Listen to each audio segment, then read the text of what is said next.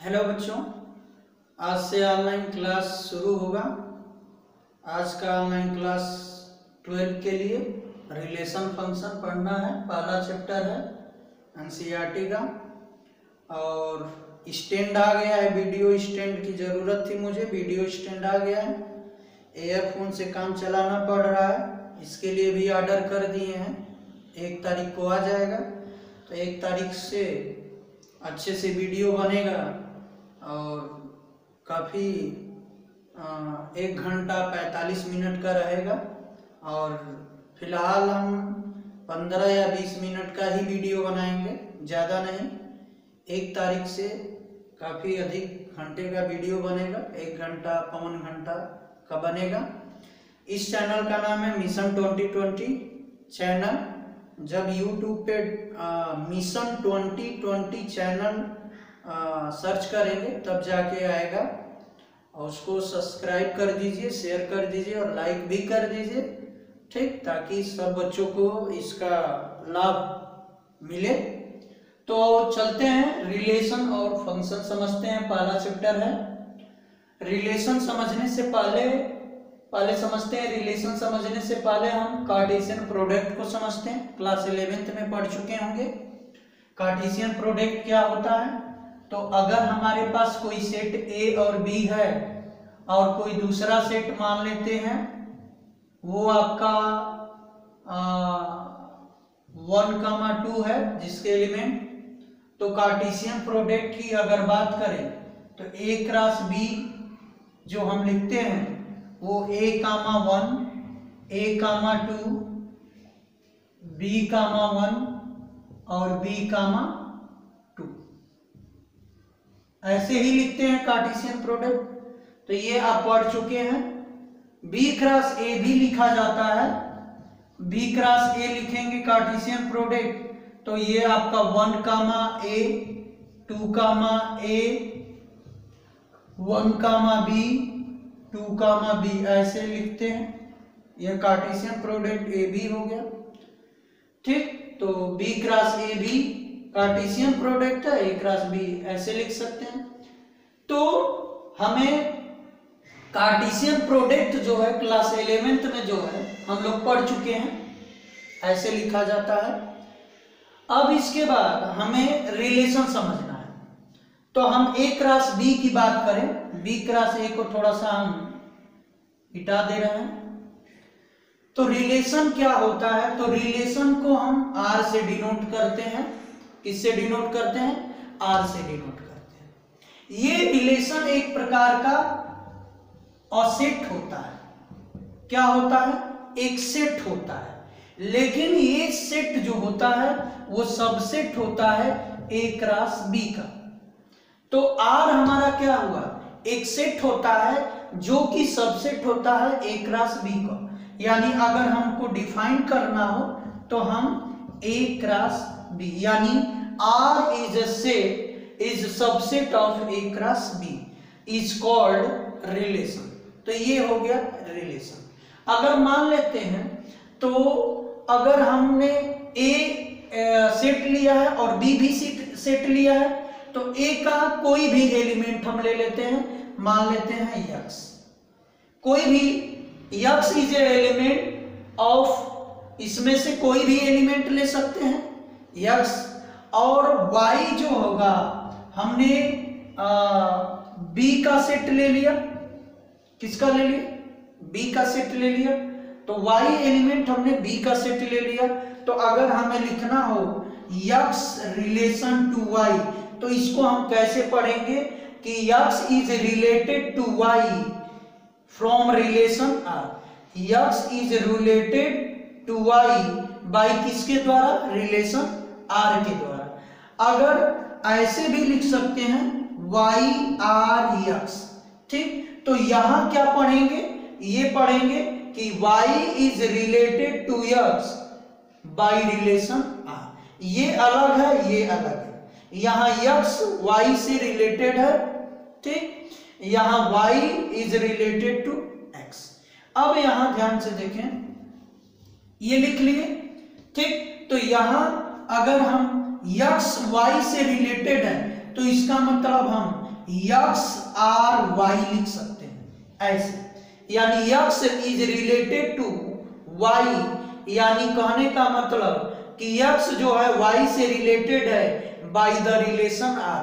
अब आर किस प्रकार का रिलेशन है वो आगे डिफाइन किया रहेगा। अगर नहीं रिलेशन नहीं रखता है, अगर यक्स वाई से रिलेटेड नहीं है तो इसको हम ऐसे लिखते हैं, ठीक। तो ये है आपका रिलेशन।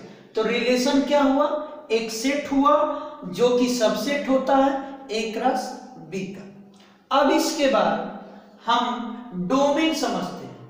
तो रिलेशन आर का डोमेन, तो डोमेन जो आप क्लास 11th में पढ़ चुके हैं, तो यहां हमें रिलेशन का डोमेन पढ़ना है। किसका पढ़ना, रिलेशन का डोमेन। तो यहां हमें डोमेन ऑफ रिलेशन पढ़ना है। तो डोमेन ऑफ रिलेशन क्या होता है, तो रिलेशन जो होगा वो सेट होगा और उस सेट के फर्स्ट एलिमेंट क्या कहलाएंगे, डोमेन कहलाएंगे। फॉर एग्जांपल देखो, अगर मान लेते हैं कि हमारे पास रिलेशन हो गया A1 A2 B1 B2, ये हमारा रिलेशन है। तो इस रिलेशन के फर्स्ट एलिमेंट, जैसे फर्स्ट एलिमेंट कौन हुआ, A हुआ, ये कौन हुआ, B हुआ, तो ये हमारा जो है ये कहलाएगा आपका क्या, डोमेन। तो ये आपका डोमेन कहलाएगा, यानी first element of the relation is called domain. तो यहां हम लिख सकते हैं कि डोमेन जो होगा किसका, रिलेशन का, आर का, वो क्या होगा, A comma B belongs to R, A such that A comma B belongs to R, यानी फर्स्ट एलिमेंट, उस रिलेशन के सभी फर्स्ट एलिमेंट क्या कहलाएंगे, डोमेन कहलाएंगे। रेंज क्या होगा, तो रेंज ऑफ आर की बात करेंगे तो सेकेंड एलिमेंट मतलब रेंज जो होगा सेकेंड एलिमेंट दैट इज 1 2, ये आपका सेकेंड एलिमेंट, ठीक। तो सेकेंड एलिमेंट कहलाएगा रेंज। तो इसको कैसे लिखेंगे, ऐसे लिखेंगे B such that A comma B belongs to R। तो ये हमारा हो गया डोमेन और रेंज। तो रिलेशन क्या होता है, रिलेशन एक प्रकार का सेट होता है जिसको, जो कि सबसेट होता है किसका, A क्रॉस B। A क्या है, आपका सेट है, B क्या है, आपका दूसरा सेट है। A क्रॉस B मतलब A क्रॉस B का मतलब कार्टेशियन प्रोडक्ट। तो ये आपका A क्रॉस B है, ठीक। तो ये आपको समझ में आ जाना चाहिए। मुझे उम्मीद है कि आपको समझ में आया होगा। इसको स्क्रीनशॉट ले सकते हैं। अब इसके आगे चलते हैं, अगला टॉपिक है inverse of a relation. Inverse of relation क्या होता है, तो ये बहुत आसान है। अगर कोई रिलेशन हमारे पास है, जैसे मान लेते हैं A1 B1 C1 A2 B2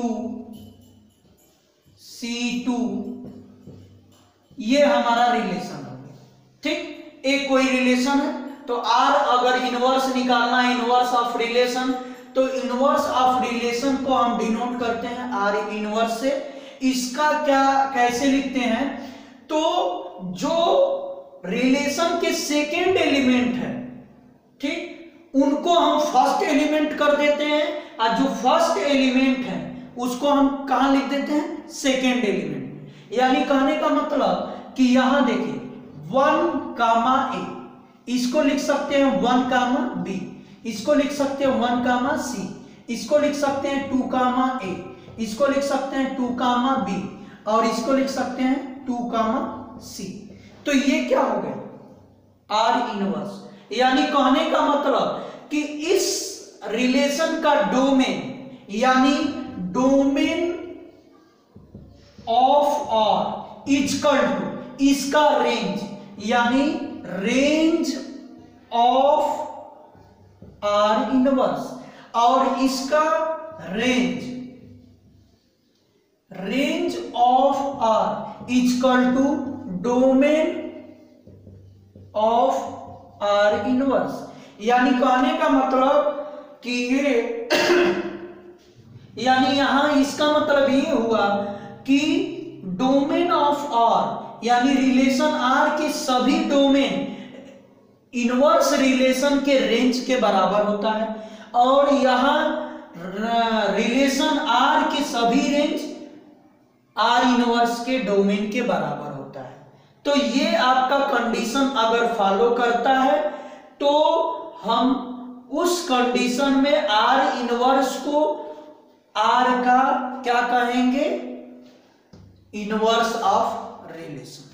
यानी अगर मैं मान लेता हूं कि कोई हमारे पास रिलेशन आर है, ठीक, R1 कोई रिलेशन है और R2 कोई रिलेशन है दूसरा, R1 का डोमेन R2 के रेंज के बराबर हुआ और R1 का रेंज R2 के डोमेन के बराबर हुआ, तो R2 को हम R1 का इनवर्स रिलेशन कहते हैं। यानी कहने का मतलब कि अगर हम बात करें डोमेन किसका, ऑफ R1 का, अगर रेंज ऑफ R2 के बराबर हुआ और रेंज ऑफ R1 का किसके बराबर हुआ, रेंज ऑफ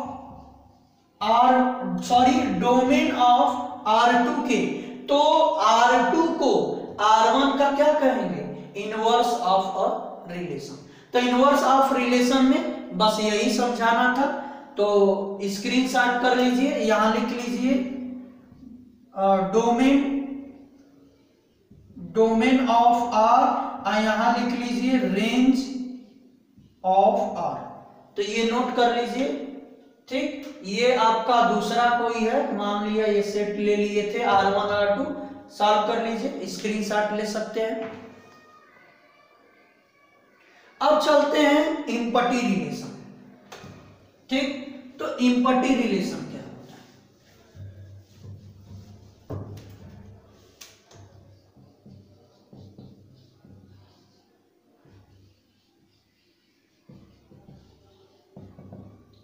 इम्पटी रिलेशन क्या होता है, ठीक। तो ये समझिए इम्पटी रिलेशन, अगर मान लेते हैं कि कोई हमारे पास सेट है, लेट ए बी और सेट, ये हमने मान लिया कि कोई सेट है हमारे पास, ठीक। तो इम्पटी रिलेशन क्या होता है, जिसको हम फाई से डिनोट करते हैं, phi is a subset of A cross A, A cross A. अगर फाई जो होगा, अगर ए क्रॉस ए में ऐसा रिलेशन जो फाई देता हो यानी कुछ नहीं मिलता हो, तो उसको हम कहेंगे इम्पटी रिलेशन। जैसे फॉर एग्जांपल अगर ले लें a बराबर 1 2 3 हमारा एलिमेंट है और रिलेशन हम मान लेते हैं कि रिलेशन है a कामा b, ठीक, बिलोंग्स टू r, ठीक, a minus such that a minus b is equal to 9, ये, ठीक। तो रिलेशन यहां क्या डिफाइन किया है कि a comma b belongs to r, ठीक। जो रिलेशन है a minus b is equal to 9, यानी रिलेशन ऐसे रिलेशन है जो पहले एलिमेंट से दूसरे एलिमेंट को घटाएं, यानी दो एलिमेंट के डिफरेंस क्या आना चाहिए, 9 आना चाहिए, ठीक। तो ऐसा कोई केस इसमें देखा जाए, जो केस है जो जिसका डिफरेंस क्या दे दे, 9 दे।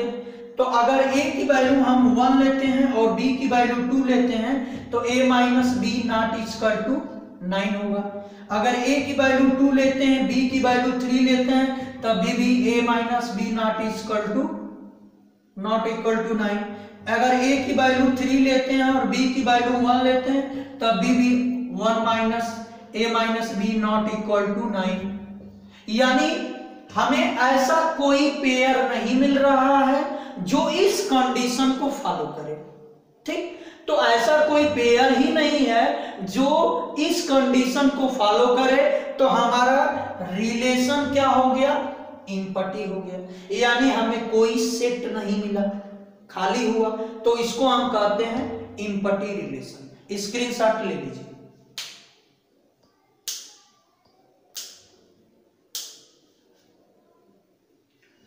अब चलते हैं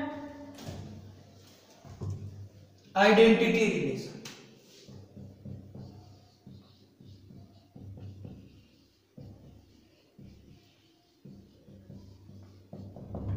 आइडेंटिटी रिलेशन देखिए क्या होता है। तो आइडेंटिटी रिलेशन समझना है तो सबसे पहले आइडेंटिटी रिलेशन को हम आई ए से डिनोट करते हैं। किससे डिनोट करते हैं, I for identity, A for set. कोई सेट ए है, मान लेते हैं कि हमारे पास कोई सेट ए हो गया, तो आइडेंटिटी रिलेशन कैसे डिफाइन करते हैं उसको देख लेते हैं। A comma A belongs to R, A is element of set A. ठीक, तो ये आपका होता है आइडेंटिटी रिलेशन। इसको एग्जांपल से समझते हैं, इसको बेहतर समझना है तो एग्जांपल से समझते हैं। जैसे मान लेते हैं हमारे पास ए एलिमेंट है 1 2 3, ठीक, तो इसके रिलेशन होंगे। तो आइडेंटिटी रिलेशन क्या होगा, 1 कामा 1, 2 कामा 2 और 3 कामा 3, ये हमारा क्या कहलाएगा, आइडेंटिटी रिलेशन। स्क्रीनशॉट ले लीजिए। तो आज के लिए बस इतना, 5-7 मिनट का वीडियो, 10 मिनट का ज्यादा नहीं है। हम कल पढ़ाएंगे आपको रिफ्लेक्सिव, सिमेट्रिक पढ़ाएंगे और ट्रांजिटिव पढ़ाएंगे। ये टॉपिक पढ़ाने के बाद हम शुरू करेंगे, इस पे न्यूमेरिकल लगाएंगे एनसीईआरटी से और आरडी शर्मा से, जो बोर्ड में पूछा गया है उस टाइप के क्वेश्चन भी, कुछ स्टैंडर्ड क्वेश्चन भी बताया जाएगा। तो आज इसलिए थोड़ा सा कम पढ़ा है कि सब बच्चों को मालूम चल जाए कि मैंने आज से थोड़ा सा स्टार्ट कर दिया हूं, तो धीरे धीरे आपका आगे बढ़ता जाएगा, टाइम पीरियड बढ़ता जाएगा। तो 1 तारीख से उम्मीद है कि 1 घंटा या 1 घंटा का वीडियो बनेगा, तो मन से पढ़िए। और तो धन्यवाद।